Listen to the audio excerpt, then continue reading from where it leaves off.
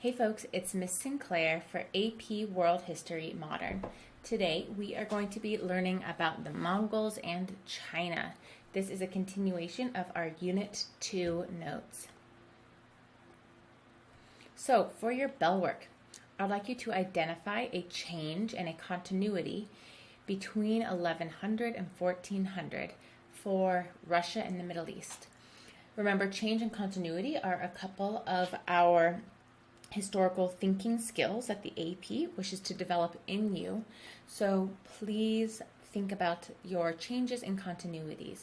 Look back into your notes, and if you need, look back into the textbook. So this is a continuation of topic 2.2 in the AP curriculum. So this is looking at the Mongols still. It's our last lecture on the Mongols.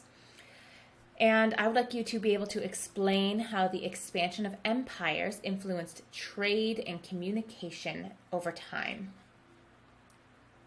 So, one of Genghis Khan's biggest goals and dreams was he wanted to conquer China.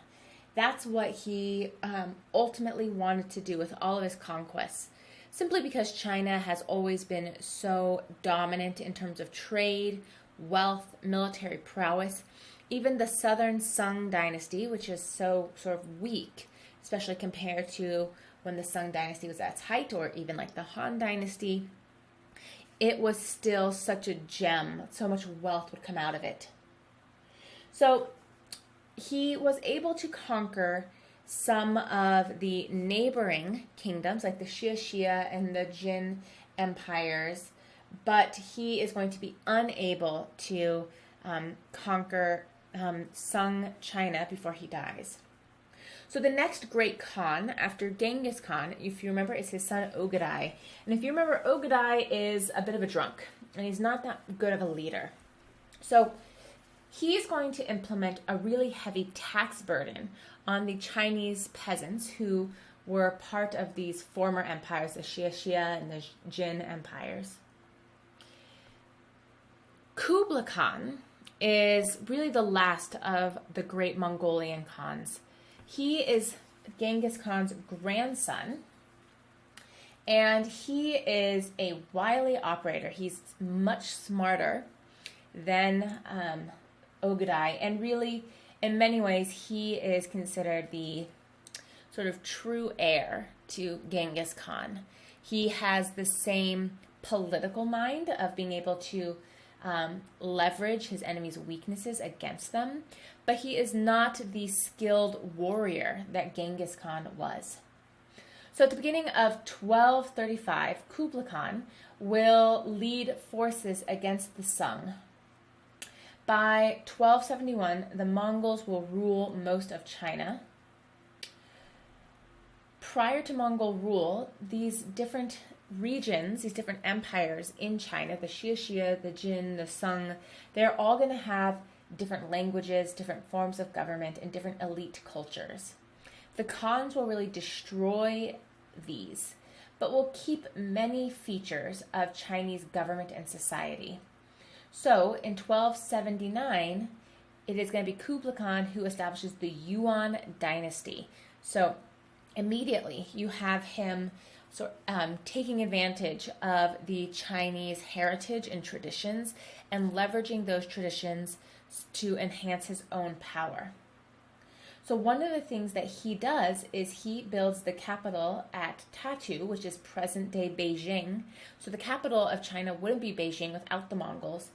And he really starts the Forbidden City. So if you've ever seen the Forbidden City, it really begins with Kublai Khan. This is because he is going to set aside part of the city and wall it in to try and maintain some of the Mongolian identity and heritage. So within this walled Mongol-only zone, you would still be living in yurts. You would still have goats wandering around. It would not be like the palaces of the other Chinese elites. And yet over time, this walled off emperor-only territory will be built up into the architectural marvel that is the Forbidden City. So in Yuan society, Kublai Khan is going to really pass many laws to make distinctions between the Mongols and the Chinese. So your social hierarchy is at the very top. You have your Mongols, who are the warriors. Then you have Central Asians and Middle Easterners, who would serve as census takers and tax collectors.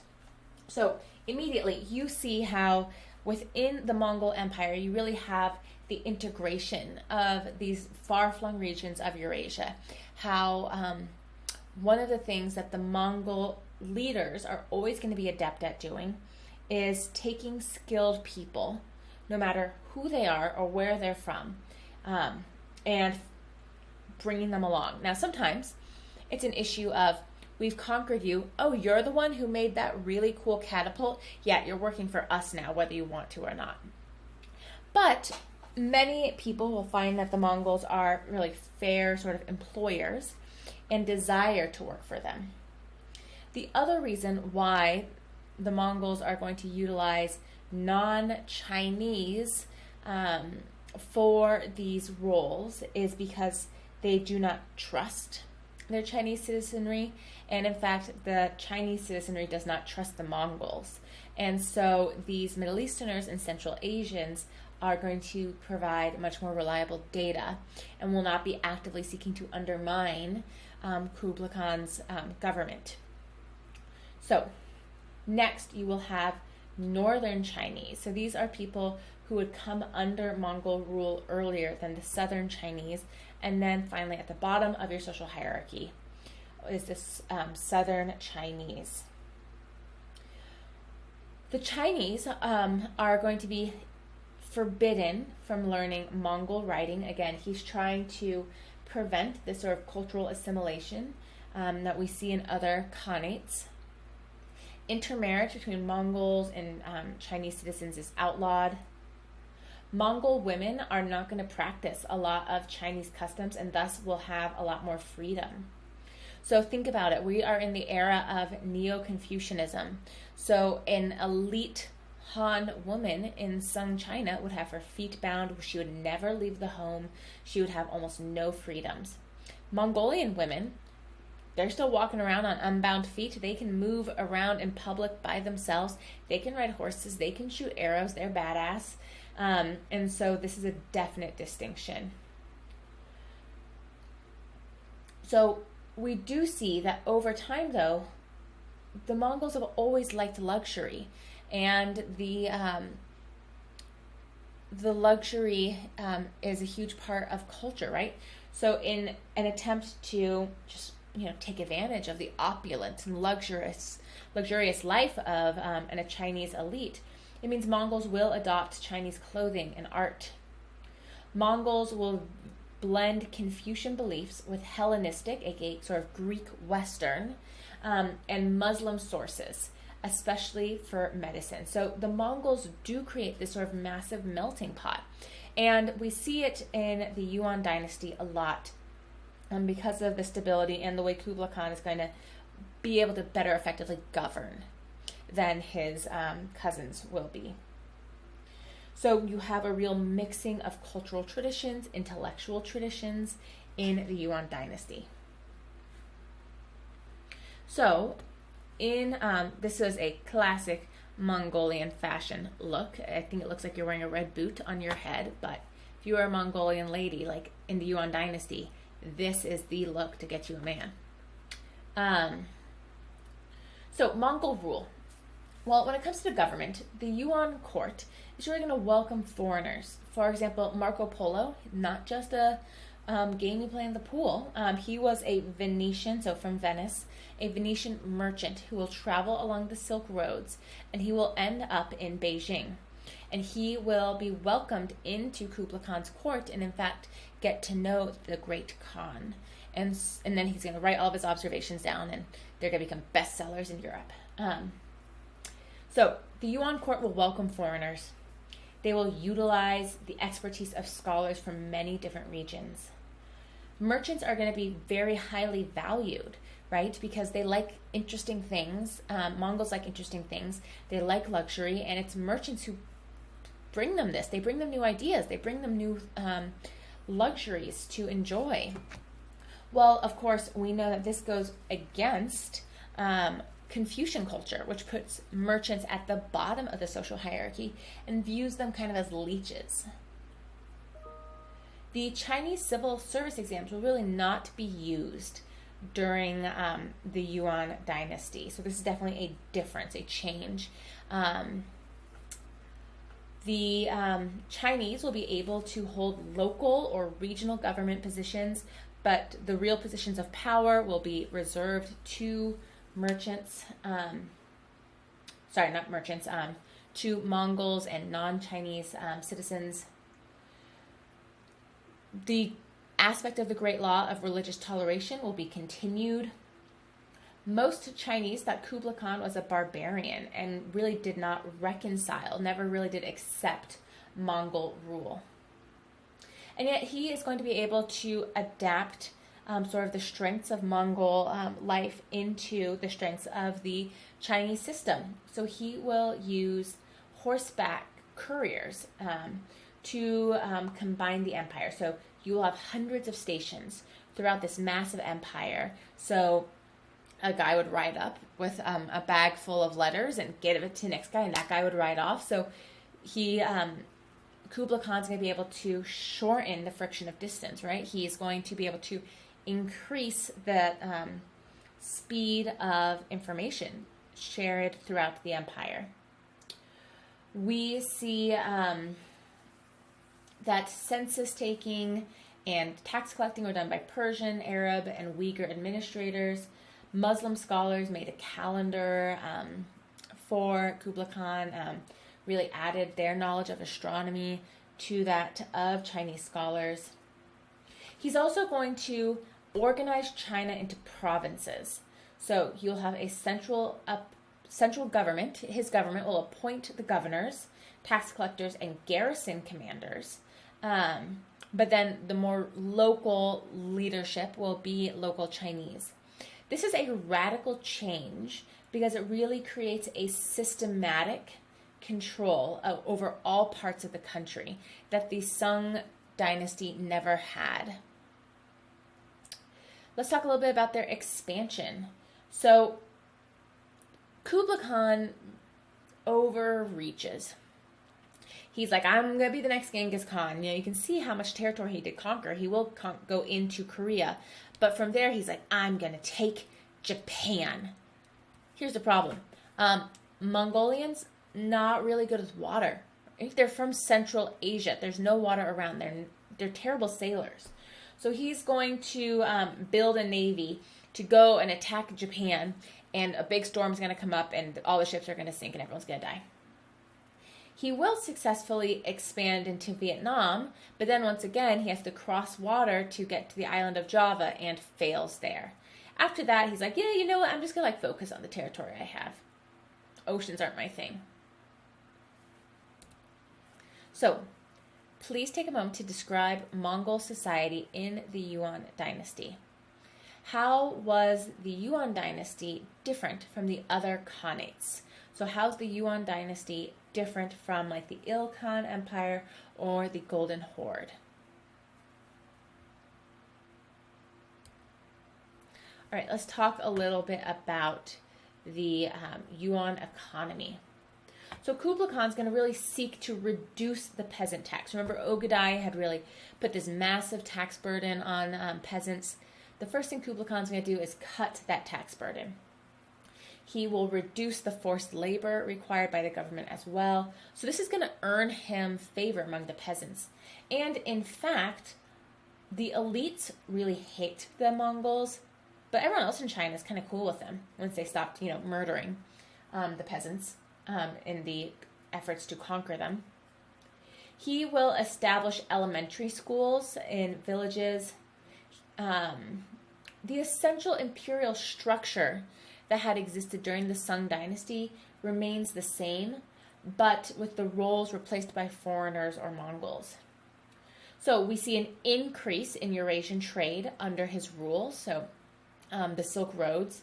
We see merchants will prosper and be highly valued. You have the growth of corporations in China. Cities will really flourish. So in the past, the elites of China would not spend time in cities. They would live in their castles and their mansions in the countryside. Now, the city's the place to be. So we see gentry families will move into cities. City life will begin to cater to merchants as opposed to scholars, because before the only people who lived in cities were the scholar gentry. Now, as merchants are welcomed, and especially since you have not just Chinese merchants, but you have Middle Eastern merchants, you have European merchants, you have Southeast Asian merchants, right? You have all of these different groups of people now coming in and out of your city. The city's going to adapt to meet their needs. So you have more tea shops with entertainment like singers, operas, more shops selling clothing, wine, meat. Writers will publish things in everyday speech instead of the sort of elite style of writing. So the Mongol language did influence the Chinese language and resulted in Mandarin. So Mandarin is a syncretic language that resulted of a mixing of Mongolian and Chinese dialects. So cities are flourishing, but farms are really struggling. Remember, the Mongols are not farmers. They're herders, they're pastoralists, and merchants, right? They participated in trade and herding of goats. Farming has never really been their thing, and they've never really understood how it worked and what you need to do to really have a agricultural foundation to your economy. So the farms are really damaged by war. Riding your horses across a field, not great for the field. Overtaxation and the passage of armies. In response to the agricultural crisis, the Yuan government's going to start issuing paper money. But this is unsecured, so you're going to get massive inflation. You do see the growth of cottage industries in the countryside. They start using the water wheel and irrigation like in the Middle East. Books on agriculture will be published, but in general, farms are still really going to struggle. Let's talk about the fall of the Yuan Empire. So, by the 1340s, you have a lot of internal conflict, especially between the different Mongol princes. Sung loyalists revolted in the south. Remember, the elites in southern China never accepted the Mongols. After Kublai Khan's death, Mongol leaders lacked any real leadership skill and were really plagued by corruption. Famine, peasant rebellions, rising taxes for peasants, forced labor, all those things that Kublai Khan had changed. And again, all the things that mark the sort of end of our dynastic cycle are coming up. So you have the White Lotus Society. The White Lotus Society is a secret religious sect that is dedicated to overthrowing the Yuan government. So that means if you've seen Avatar: The Last Airbender, the cartoon, and they have some talk about White Lotus, that is a direct reference to this secret society that existed in 14th century China, which is pretty neat. By 1398, Mongols retreated and will be sort of forced back into Central Asia. And you'll have the foundation of the Ming Dynasty. So in the end, the Mongol rule of China is going to be relatively short-lived, like about a century. And it's going to end with the Mongols sort of returning to the steppes and basically being back where they were when Genghis Khan first united them. And yet there's a long-lasting impact of that the Mongols had on the world. So let's talk about that impact a little bit. The Mongol Empire is going to be the largest land empire in history. take that, Soviet Union. The Pax Mongolica is something that is a direct reference to the Pax Romana, right? You have this century of peace and stability in Eurasia, where you had ease of communication and commerce along the Silk Roads. They are going to really facilitate Silk Road trade between Asia and Europe, and this is going to lead to the diffusion of ideas, goods, technology, and disease.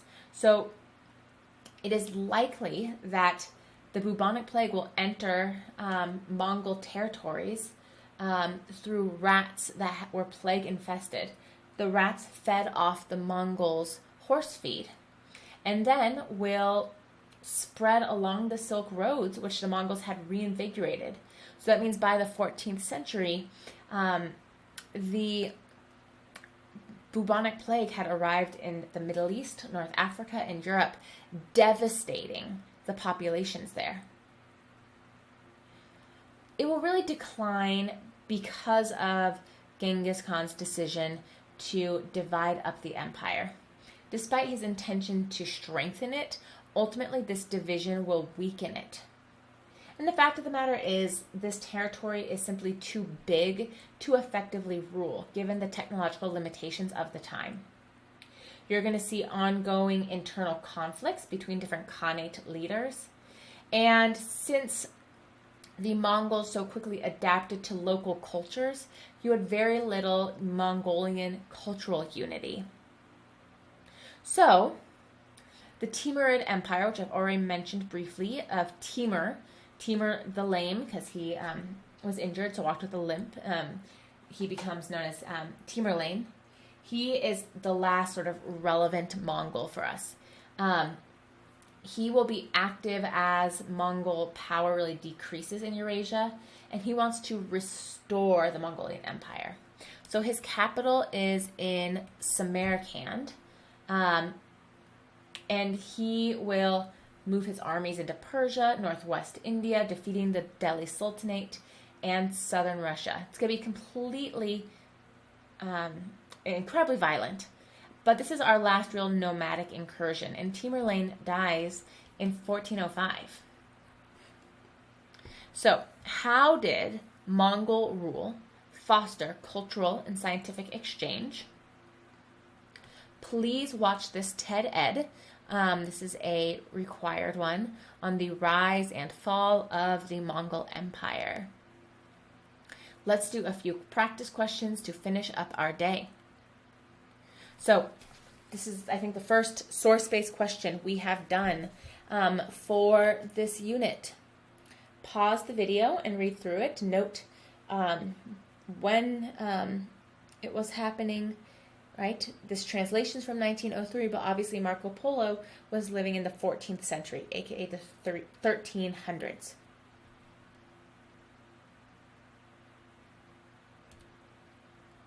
Which of the following statements illustrates the impact of the expansion of the empire described in the passage?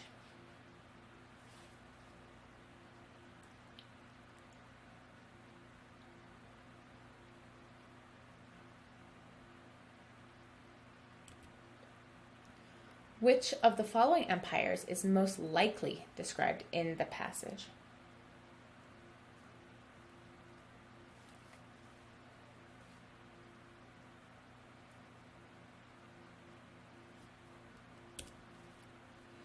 Writings of travelers, such as the one in the passage above, illustrate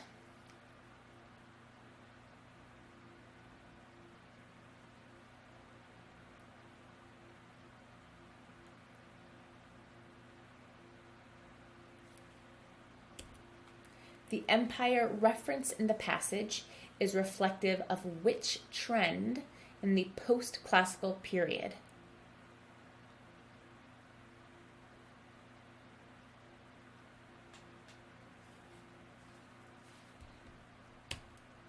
So, to finish up, learn about the Mongols, please explain how the expansion of empires influenced trade and communication over time. And I'd like you to compare and contrast the Yuan dynasty with the Sung and Tang dynasties.